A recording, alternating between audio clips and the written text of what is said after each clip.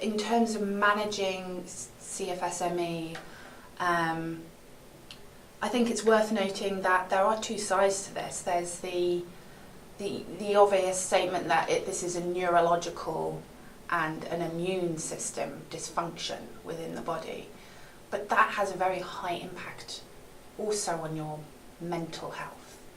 So a huge help that I've had was I had counselling for a year and just processed some of my thoughts so that I knew where I was at, because it's like grieving the fact that you've lost part of who you are and the potential that you had and the things that you could do, and also your hopes for the future. So I had to kind of go through quite a long journey and then be at a place where I could reframe things in my day. So for example, there may be one day where getting up and going and having a shower is not a problem. But there may be a day where wet wipes are the way forward. And because of that, I just say to myself, well, today is that kind of a day, but it's not every day. Or I can't do this today, but it's not yet. I'm never going to be able to do this again. And in reframing my thoughts, that really helps me be kind to myself and understand the illness that I'm going through, rather than sitting in a constant state of frustration, which then releases hormones that reacts again with my physical illness.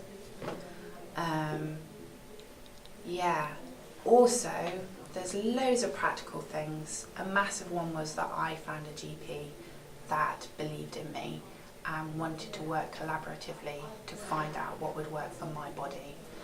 So I've been through a journey of testing out medication in a fairly logical way, so not trying out lots of things all at once and not knowing what is or isn't helping, and giving it a certain amount of time before,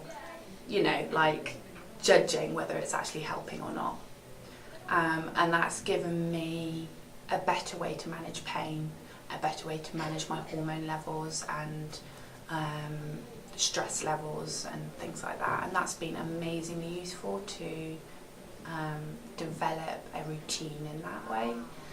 Another massive one in terms of what I take into my body is my food. So for CFSME, a lot of people also experience IBS, and that was definitely something that got me to the point where when I was really ill, I just couldn't eat.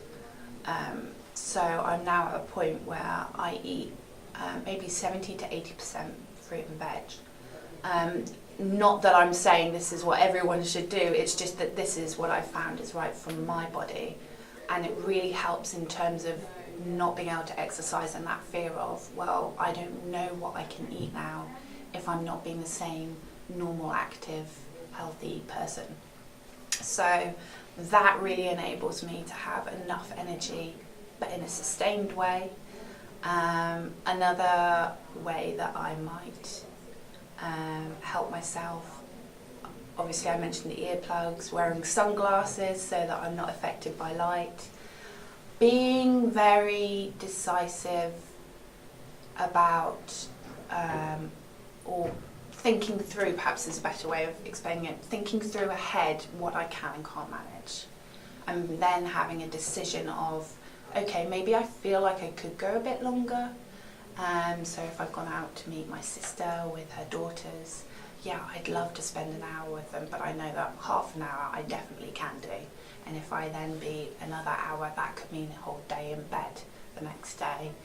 So I try and be quite disciplined with the way that I space out my activities.